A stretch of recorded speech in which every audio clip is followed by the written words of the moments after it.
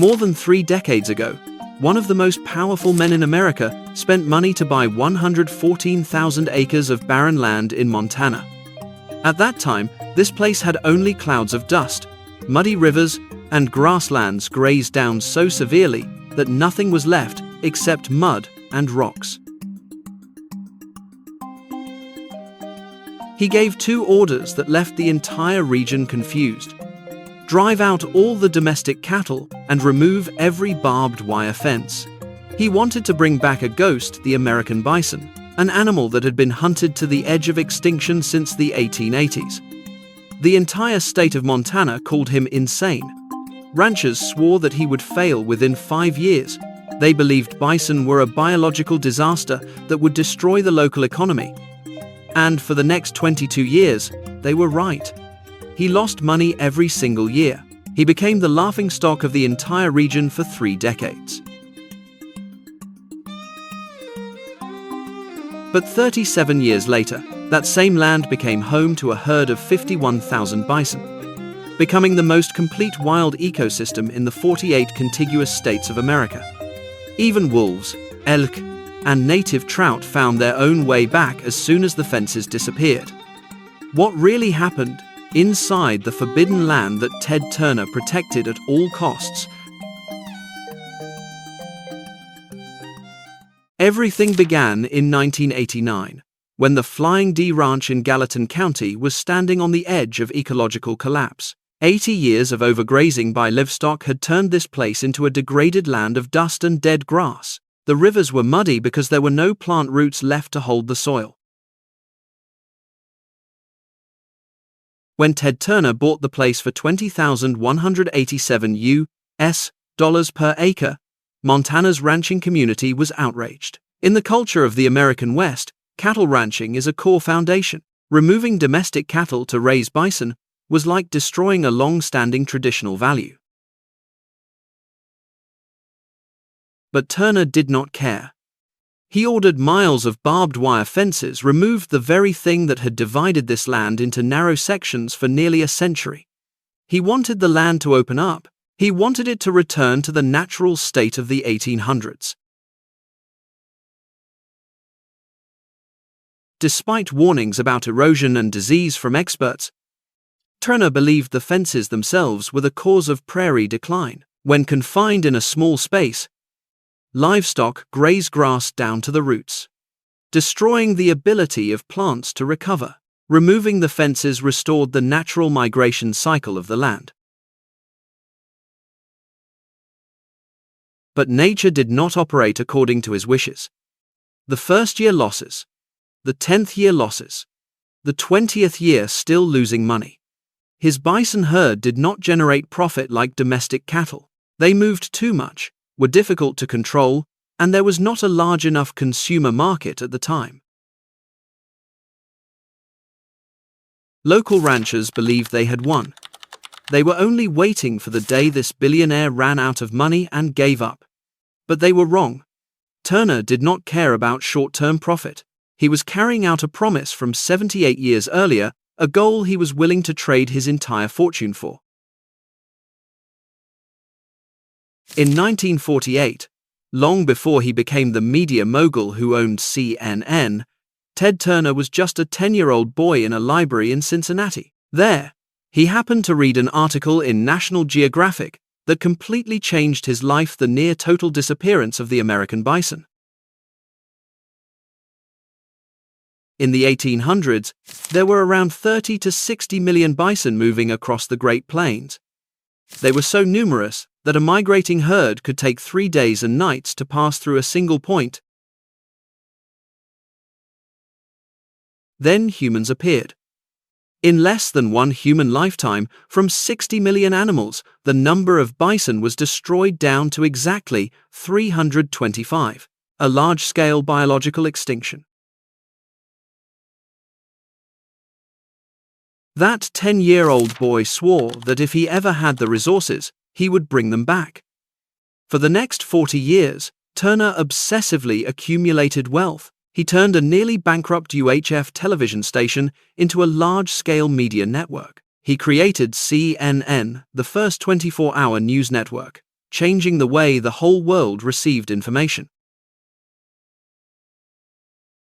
Every dollar he earned from media was, in reality, invested into one single goal: buying back wild America. Turner did not buy supercars or giant yachts. He bought land, 1 million acres, then 2 million acres.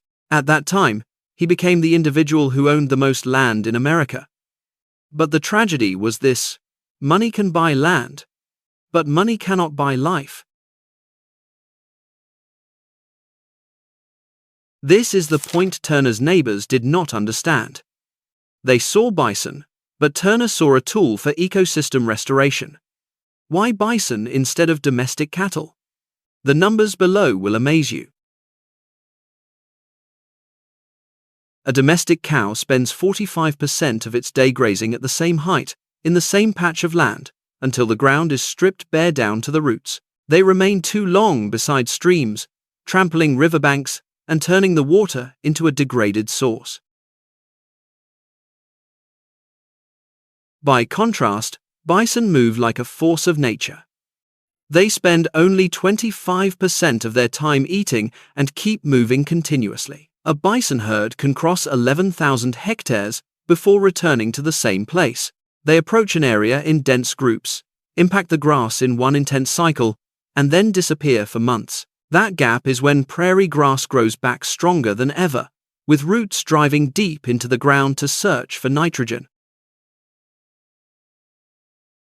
Results from decades of research at the Konza Prairie have revealed a massive gap. Plant diversity in areas with bison is 86% higher than in ungrazed areas. If you are also amazed by the recovery power of nature when human hands stop interfering, press like right now. And do not forget to subscribe to the channel so you do not miss the ecological secrets that textbooks often leave out. Comment bison below if you believe we should return more land to this animal. But bison do not only eat grass.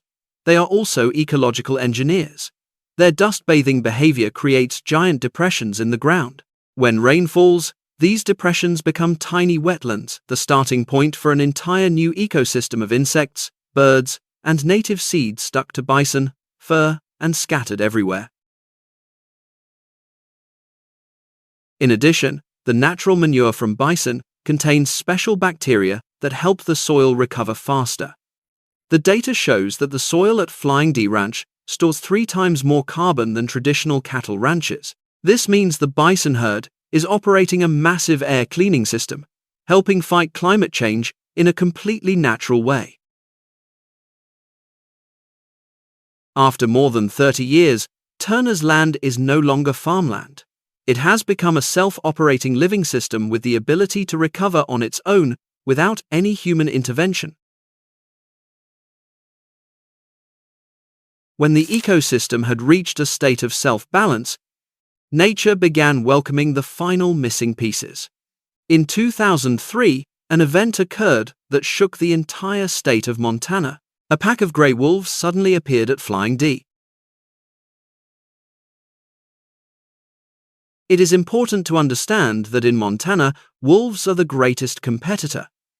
They had been completely wiped out from this area for 70 years. When these gray individuals walked 100 miles from Yellowstone Park into Turner's land, the surrounding ranchers prepared to intervene with force. They demanded that Turner remove them to protect livestock. Turner's order was short: do not touch them. Even if they attack my bison. That was a major economic risk. One bison can be worth thousands of dollars, but Turner understood something no one else understood: a healthy ecosystem needs an apex predator. The presence of wolves at Flying D was not an accident. It was the result of removing the fences. When artificial boundaries disappeared, wildlife began restoring ancient migration routes that had been blocked for nearly a century. When wolves are present, elk no longer gather in one place and graze young shoots clean along stream banks. They must keep moving in order to survive. As a result, willow and aspen trees along the rivers began growing tall again. Tree roots held the soil, improving water clarity. Clear water then brought native cutthroat trout back after a century of absence. To this day, the Cherry Creek Trout Restoration Project at Flying D has become one of the most successful trout conservation projects in America, with tens of thousands of individuals returning to stream branches once considered exhausted. At present, biologists are amazed to see that Flying D possesses almost every major large mammal species of North America: grizzly bears, mountain lions, elk, wolves, and bison. Even the grizzly bear, a species that requires large, isolated conservation spaces, has been regularly recorded appearing in central areas of the ranch to search for abundant food from animal carcasses after winter. The system has reconnected itself. No machines, no chemical fertilizers, only reduced human impact and the presence of predator species. However, this revival also led to one of the largest legal battles in the history of American conservation. The truth is, most billionaires buy land, wait for prices to rise, and then divide it for real estate development. The Gallatin Gateway area surrounding Flying D Ranch is an extremely high-value economic zone. If Turner had divided his ranch into luxury resorts or golf courses, he would have collected billions of dollars immediately. Real estate developers had paid special attention to this land for decades. But in 1989, Turner made a strategic decision that stunned the financial world. He signed a permanent conservation easement. Basically, he personally stripped away his own right to develop the land. From that moment on, Flying D could never be subdivided, could never have villas, golf courses, or highways built on it. Even after Turner dies and his heirs sell the ranch, the new owner is still required to keep it wild. He threw away hundreds of millions of dollars in potential value with a single signature. Financially, this was an extreme sacrifice of economic benefit. According to investment bank valuations, imposing this conservation agreement reduced the market value of the land by at least 50%. He did not see land as an asset. He saw it as a biological legacy. To his neighbors, this was an act of economic rebellion. They called him someone harming the local economy. But to nature, it was an impenetrable shield. In 2011, after 22 years of deficits, Turner Enterprises reported a profit from raising bison for the first time. By creating consumer demand for bison meat with 25% lower cholesterol and higher protein than domestic beef, Turner created an economic incentive for this animal. Once bison had economic value, other ranchers began raising them. From the original 325 animals, thanks to Turner's model, the total bison herd in North America has now increased to more than 500,000. He proved that you can both conserve an animal and optimize profit from it if you are patient enough to wait 3 decades. Compared with international projects such as Africa's Great Green Wall or rewilding projects in Siberia, Turner's model is different because it is based entirely on private resources and the self-operating power of the market. This is an expensive lesson for global conservation work. Do not only ask for funding. Create an ecosystem where nature is a sustainable partner. This past May, the world received news that Ted Turner had passed away at his home in Florida at the age of 87. In the final years of his life, he faced Lewy body dementia. This is a serious disease.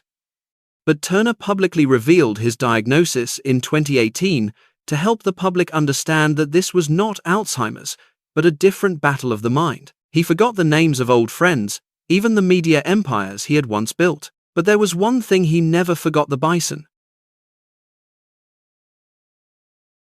Biologist Mike Phillips recalled that in his final days, Turner asked him one question with a weak look in his eyes: "Mike, we did good, didn't we?" Phillips, who had spent his life restoring wildlife, replied, "Ted, You have done more for nature than any individual in world history."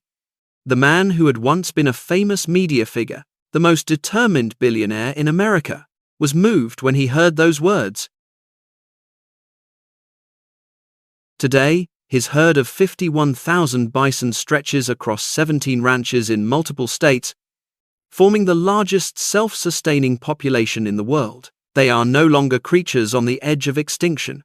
They are a new ecological system, under the management of the Turner Institute of Eco-Agriculture.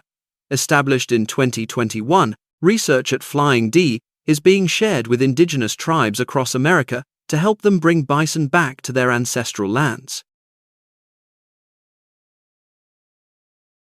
But this story is not only about success, it is about a challenging reality to save the planet. Sometimes, we need people with a different vision, enough resources, and enough determination to stand against the whole world. Turner's legacy does not lie in skyscrapers or the satellite network of CNN, but in the clarity of Cherry Creek's water and the strength of Montana's prairie grass. Ted Turner is gone, but the water holes created by bison are still collecting water for the prairie. Wolves are still running along the Madison Range, and Flying D will forever be a reminder that nature does not need us to manage it. It only needs us to limit our interference. The fences that were removed in 1989 will never be rebuilt, and the 4,500 bison at Flying D Ranch alone will continue walking across the land that a 10-year-old boy promised to protect 78 years earlier. If you love this inspiring revival story, do not forget to press like and subscribe to the channel to support us and discover more wonders from nature. Thank you for watching, goodbye, and see you again in the next videos.